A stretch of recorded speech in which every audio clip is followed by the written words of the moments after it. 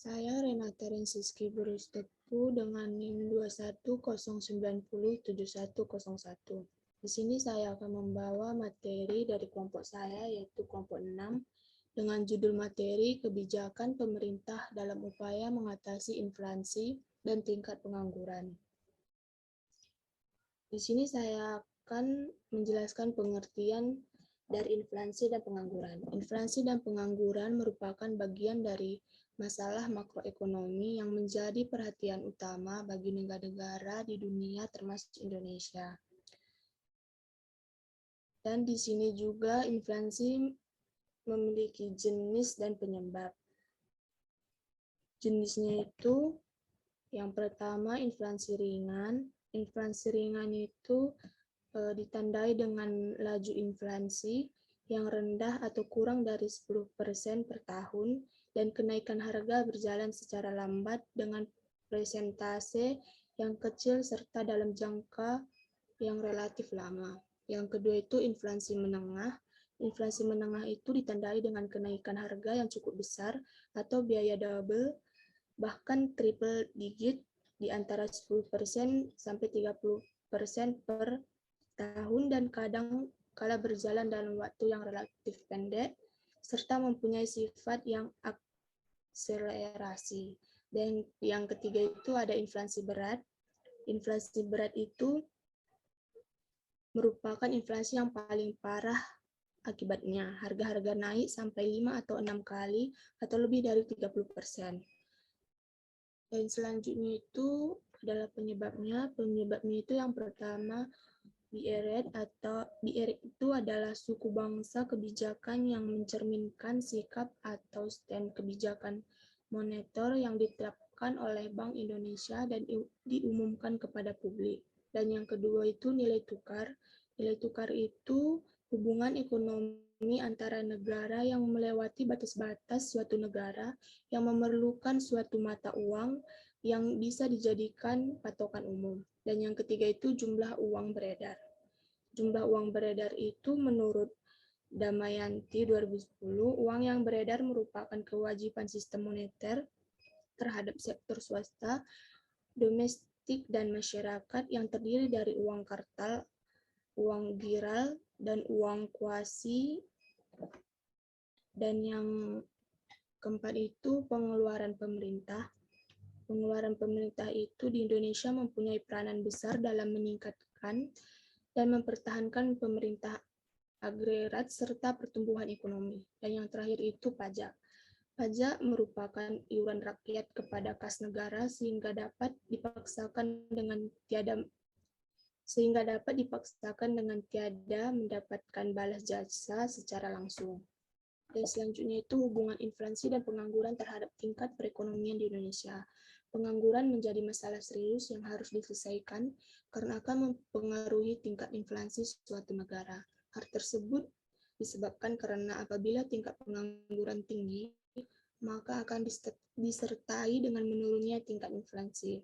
Sebaliknya, jika inflasi yang tinggi, maka menyebabkan menurunnya tingkat pengangguran. Kondisi tingkat pengangguran dan inflasi di Indonesia. Inflasi dapat diartikan sebagai kenaikan harga barang dan jasa secara umum dan terus-menerus dalam jangka waktu yang tertentu. Deflasi itu merupakan kebalikan dari inflasi, yaitu penurunan harga barang secara umum dan terus-menerus. Dan di sini ada inflasi Indonesia, kelompoknya itu makanan, minuman, dan tembakau. Indeks inflasinya itu 1,16%. Kelompok pakaian dan alas kaki, indeks inflasinya itu 0,23%. Kelompok perumahan, air, listrik, dan bahan bakar, indeks inflasinya itu 0,47%. Kelompok perlengkapan, peralatan, dan pemeliharaan rutin rumah tangga, indeksnya itu 0,25%. Kelompok kesehatan itu indeks inflasinya 0,08%. Kelompok transportasinya itu indeks inflasinya 1,13%. Kelompok olahraga dan budaya, indeks inflasinya 0,33%. Kelompok pendidikan, indeks inflasinya 0,34%. Kelompok restoran, indeks inflasinya 0,34%. Yang terakhir itu kelompok perawatan, pribadi dan jasa, indeks inflasinya itu 0,27%.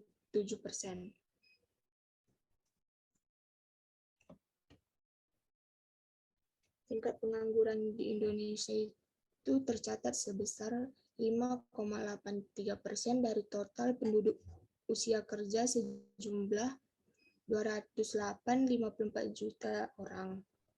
Dan selanjutnya itu upaya pemerintah dalam mengatasi inflasi dan tingkat pengangguran di Indonesia. Di sini yang pertama kebijakan moneter. Kebijakan moneter itu adalah alat yang digunakan oleh pemerintah untuk mengontrol jumlah uang yang beredar dalam perekonomian. Dan yang kedua, operasi pasar terbuka. Operasi pasar terbuka itu ketika terjadi inflasi tinggi dalam perekonomian, jumlah uang yang diciptakan oleh lembaga keuangan perlu dibatasi. Dan yang ketiga itu kebijakan fiskal. Kebijakan fiskal itu menggunakan pengeluaran dan perpajakan pemerintah untuk mengontrol suplai uang dalam perekonomian. Dan yang terakhir itu penurunan pengeluaran pemerintah. Penurunan pengeluaran pemerintah itu pengiriman oleh pemerintah bagian besar dari aliran pendapatan melingkar dalam perekonomian. Materi kedua itu pertumbuhan dan pembangunan ekonomi.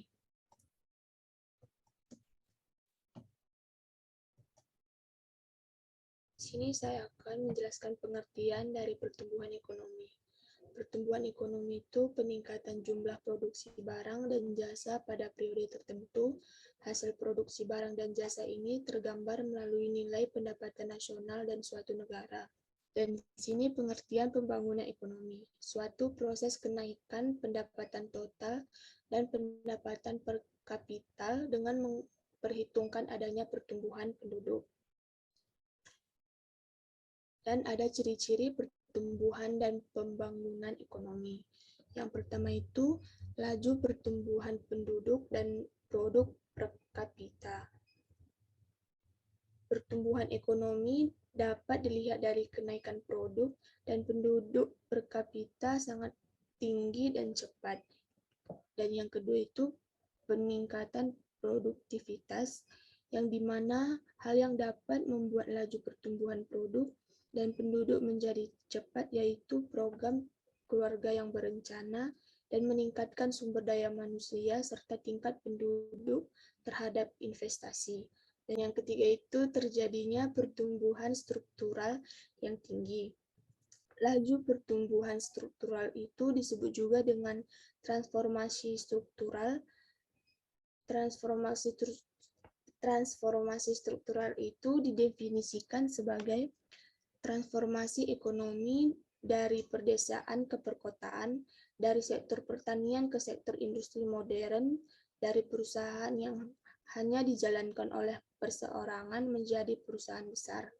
Dan yang keempat itu adanya urbanisasi, yang dimana urbanisasi itu merupakan perpindahan penduduk dari perdesaan ke perkotaan atau dari kota kecil ke kota besar.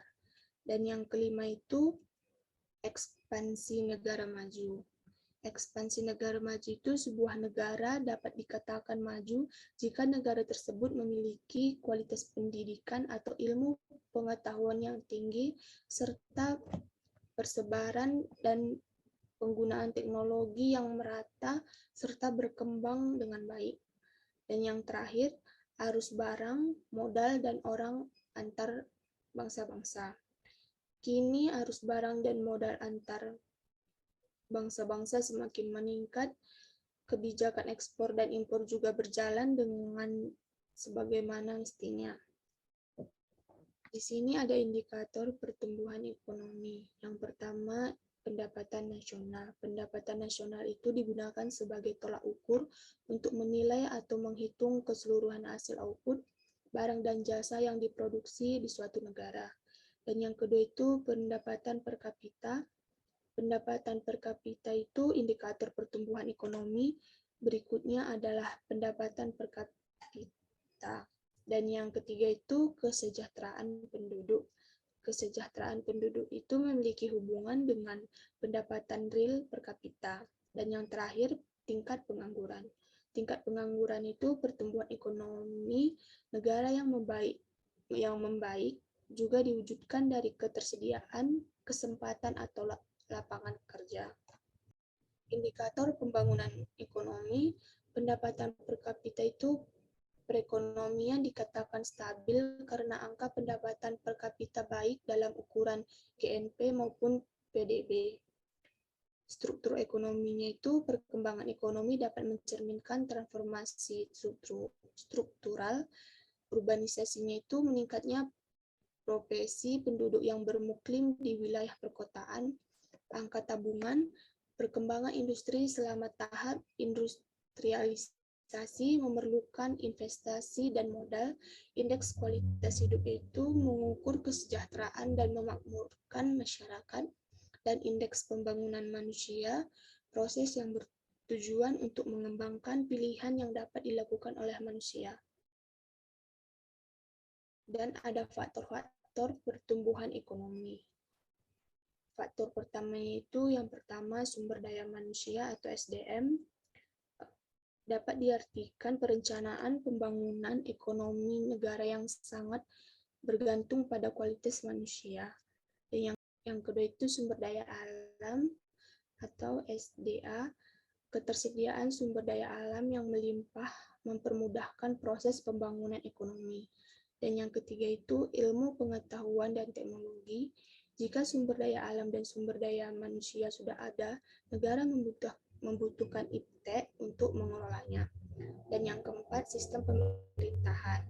Sistem pemerintahan itu pembangunan ekonomi juga dipengaruhi oleh sistem pemerintahan negara yang menganut sistem liberalis, memberikan kebebasan pada penduduknya dalam menjalankan kegiatan ekonomi. Dan yang kelima, sosial budaya.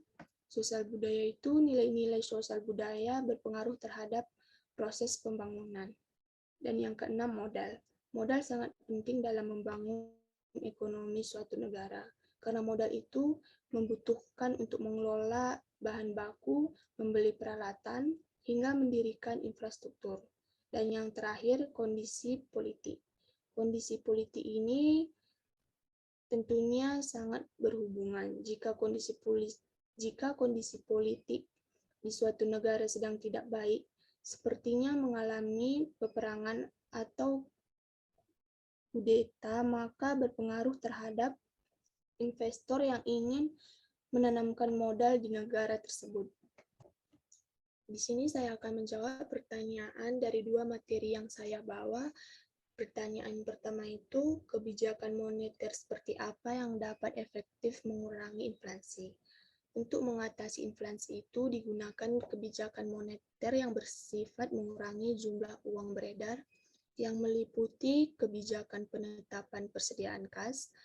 Bank sentral mengurangi uang yang beredar dengan jalan menetapkan persediaan uang yang beredar dan menetapkan persediaan uang kas pada bank di Indonesia. Dan yang kedua, mengapa kebijakan fiskal berperan mempengaruhi keadaan perekonomian agar berjalan dengan lebih baik? Salah satu tujuan utama dari kebijakan fiskal itu adalah mencapai kestabilan dan meningkatkan pertumbuhan ekonomi nasional. Pertumbuhan ekonomi yang cepat akan membuat perusahaan-perusahaan berkembang dengan pesat. Hal ini akan menyebabkan peningkatan pendapatan yang diterima oleh masyarakat. Dan pertanyaan yang ketiga, mengapa pertumbuhan ekonomi sangat penting dalam mendukung keberhasilan pembangunan ekonomi? Pertumbuhan ekonomi merupakan salah satu indikator keberhasilan pembangunan. Maka makin tinggi pertumbuhan ekonomi, biasanya makin tinggi pula kesejahteraan masyarakat. Pembangunan ekonomi merupakan proses perubahan menuju perbaikan yang dilakukan secara sadar dan terencana untuk meningkatkan taraf hidup masyarakat. Dan pertanyaan yang terakhir, mengapa laju pertumbuhan penduduk yang tinggi dapat menghambat laju pertumbuhan ekonomi? Laju pertumbuhan penduduk yang terlalu tinggi biasanya menyebabkan pertumbuhan ekonomi yang lambat, dikarenakan banyaknya penduduk yang baru, namun lapangan pekerjaannya tidak sebanyak pendudukan tersebut. Keterbatasan lapangan pekerjaan ini menyebabkan penduduk yang seharusnya bekerja menjadi pengangguran.